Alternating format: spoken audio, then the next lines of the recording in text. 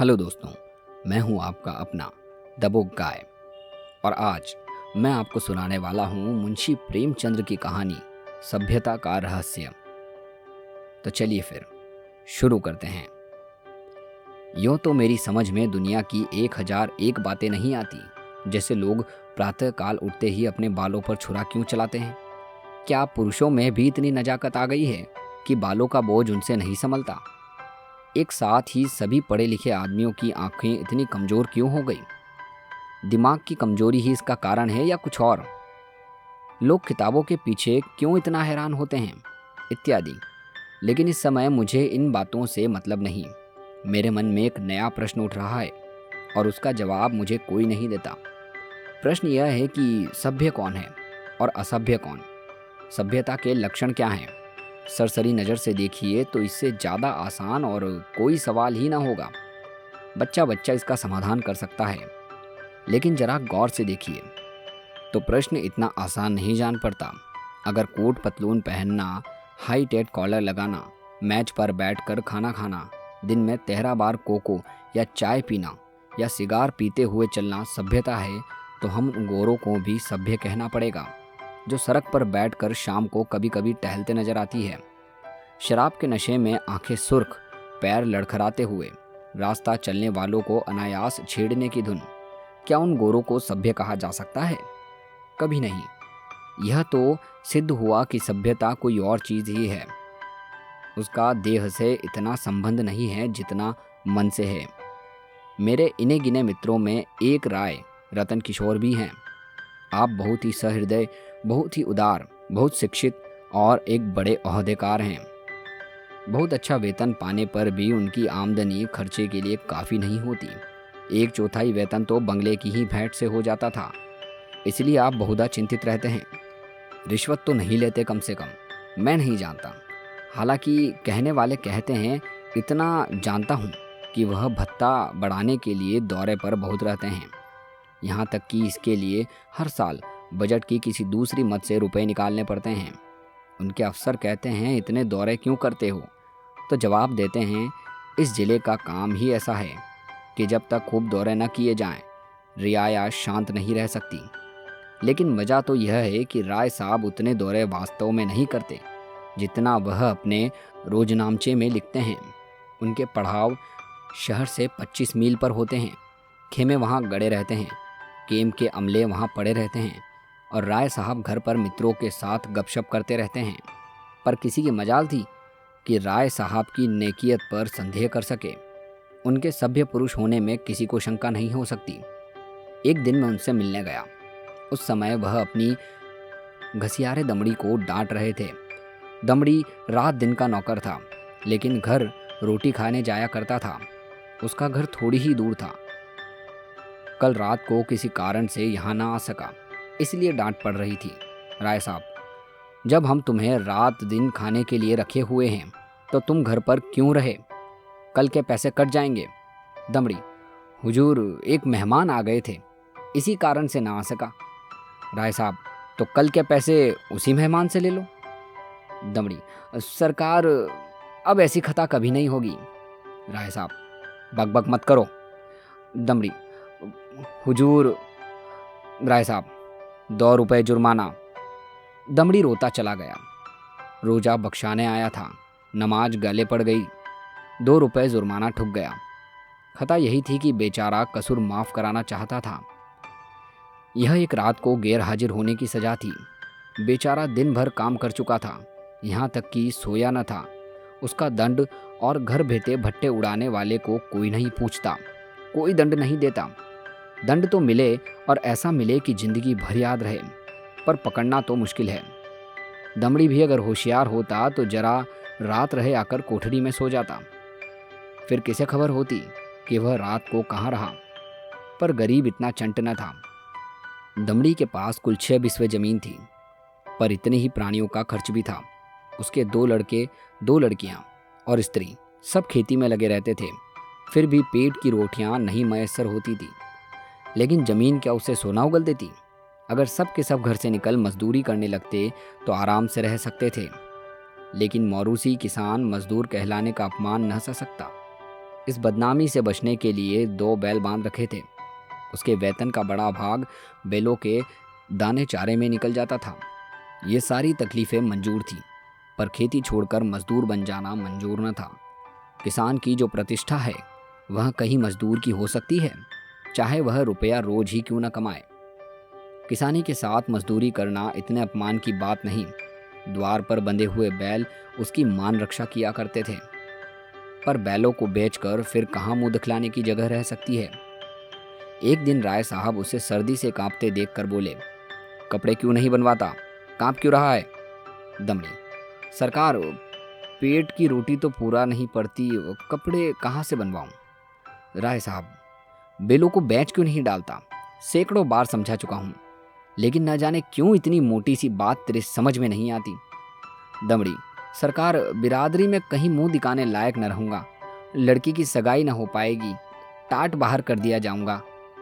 राय साहब, इन्हीं हिमाकतों से तो तुम लोगों की यह दुर्गति हो रही है। ऐसे आदमियों पर दया करना भी पाप है। क्यों मुंशी जी, इस पागलपन का भी कोई इलाज है?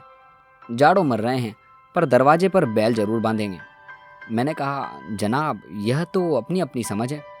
राय साहब, ऐसी समझ को दूर से सलाम कीजिए। मेरे यहाँ कई पिस्तों से जन्माष्टमी का उत्सव मनाया जाता था। कई हजार रुपयों पर पानी फिर जाता था। गाना होता था, दावतें होती थी, रिश्तेदारों को न्योते दिए जाते थे, गरीब को कपड़े बांटे जाते थे। वालिद साहब के बाद पहले ही साल मैंने उत्सव बंद कर दिया। फायदा क्या? मुफ्त में 4-5 हजार की चपत खानी पड़ती थी। सारे कस्बे में बावेला मच जाता। आवाज़ें कसी गई। किसी ने नास्तिक कहा, किसी ने ईसाई बनाया, लेकिन यहाँ इन बातों की क्या परवाह। आखिर थोड़े ही दिनों में सारा कोलाहल शांत हो गया। अजीब बड़ी दिल लगी थी। कस्बे में किसी के यहाँ शादी हो, लकड़ी मुझसे ले।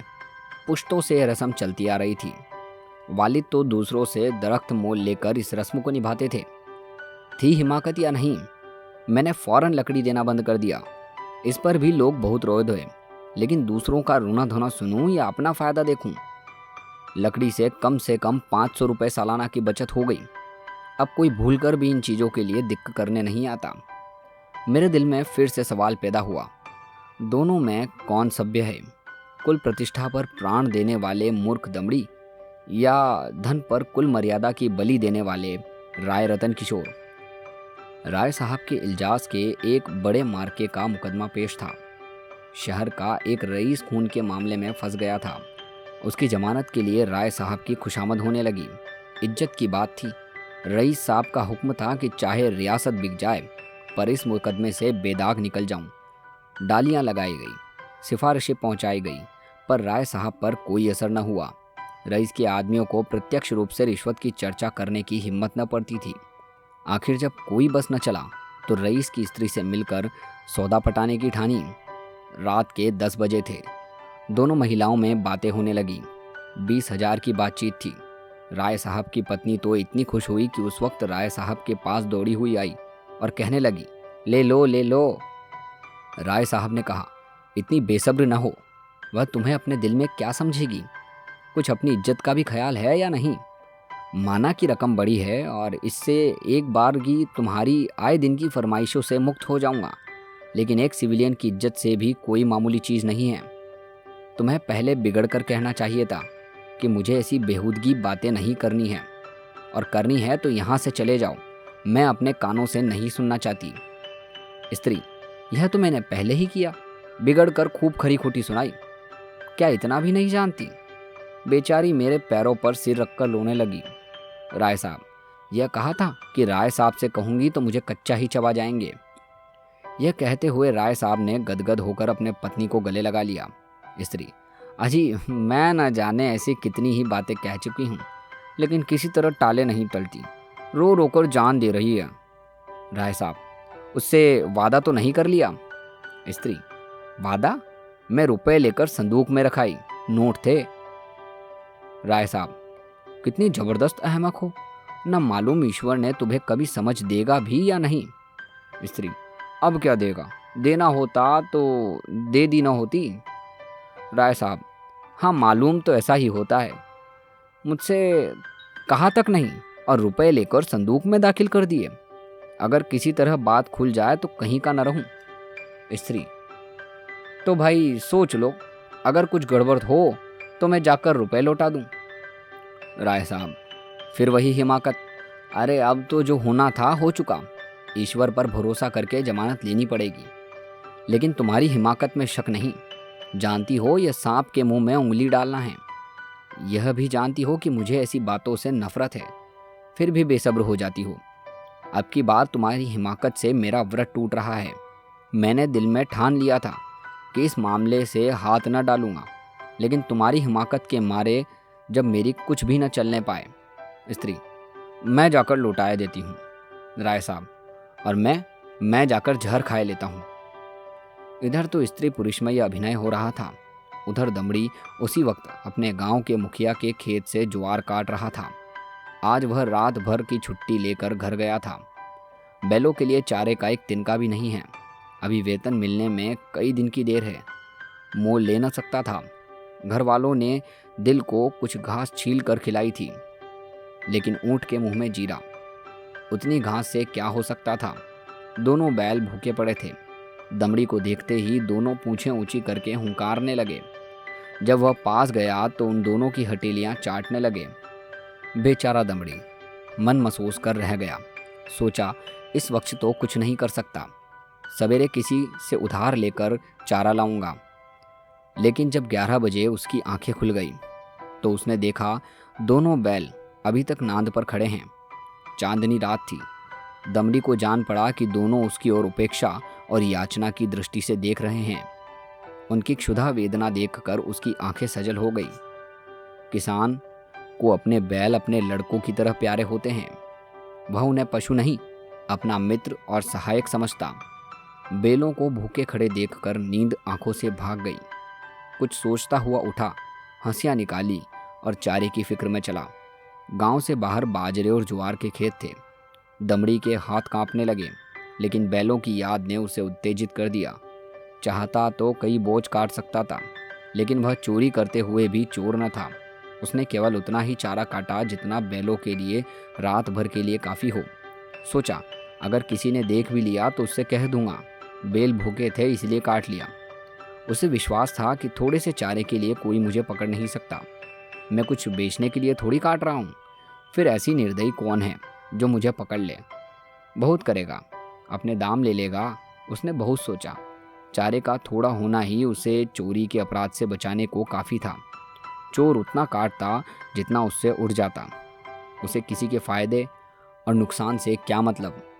गांव के लोग दमड़ी को चारा लिए जाते देखकर बिगड़ते जरूर, पर कोई चोरी के इल्जाम में न फंसाता। लेकिन संयोग से हल्के से थाने का सिपाही उधर से जा निकला। वह पड़ोस के एक बनिए के यहाँ जुआ होने की खबर पाकर कुछ ऐंठने की टोह में आया था। दमड़ी को चारा सिर पर उठाते देखा तो संदेह हुआ। इतनी रात गए कौन चारा काटता है? हो ना हो कोई चोरी से काट रहा है। डांट कर बोला, कौन चारा लिए जाता है, खड़ा रहे। दमड़ी ने चौंक कर पीछे देखा तो पुलिस का सिपाही। हाथ पांव फूल गए। कांपते हुए बोला, हुजूर थोड़ा सा ही काटा है, देख लीजिए। सिपाही, थोड़ा काटा हो या बहुत, है तो चोरी। खेत किसका है? दमड़ी, बलदेव महतो का। सिपाही ने समझा था शिकार फंसा, इससे कुछ ऐठेगा। लेकिन वहाँ क्या रखा था? पकड़कर गांव में लाया और वहाँ भी कुछ हट्टे चढ़ता न दिखाई दिया तो थाने ले गया। थानेदार ने चालान कर दिया। मुकदमा राय साहब ही के इजलास में पेश किया गया। राय साहब ने दमड़ी को फंसे हुए देखा तो हमदर्दी के बदले कठोरता से काम लिया। बोले, यह मेरी बदनामी की बात है, तेरा क्या बिगड़ा? साल 6 महीने की सजा हो जाएगी। शर्मिंदा तो मुझे होना पड़ रहा है। लोग यही तो कहते होंगे कि राय साहब ने आदमी ऐसे बदमाश और चोर हैं। तुम मेरा नौकर न होता तो मैं हल्की सजा देता, लेकिन तुम मेरा नौकर है इसलिए कड़ी से कड़ी सजा दूंगा। मैं यह नहीं सुन सकता कि राय साहब ने अपने नौकर के साथ रियायत की। यह कहकर राय साहब ने दमड़ी को 6 महीने की सख्त कैद का हुक्म सुना दिया। उसी दिन उन्होंने खून के मुकदमे में जमानत ले ली। मैंने दोनों वृत्तांत सुने और मेरे दिल में यह ख्याल और भी पक्का हो गया कि सभ्यता केवल हुनर के साथ ऐब पर काम करने का नाम है। आप बुरे से बुरे काम करें, लेकिन अगर आप उस पर पर्दा डाल सकते हैं तो आप सभ्य हैं, सज्जन हैं, जेंटलमैन हैं। अगर आप में यह सिफत नहीं है तो आप असभ्य हैं, गंवार हैं, बदमाश हैं। यह सभ्यता का रहस्य है। तो दोस्तों, ये थी कहानी मुंशी प्रेमचंद की सभ्यता का रहस्य। आपको ये कहानी कैसी लगी कमेंट सेक्शन में ज़रूर बताइएगा। और अगर आपको ये कहानी अच्छी लगी तो प्लीज़ इस वीडियो को लाइक और चैनल को सब्सक्राइब करना ना भूलें। मिलते हैं अगली वीडियो में अगली कहानी के साथ। धन्यवाद।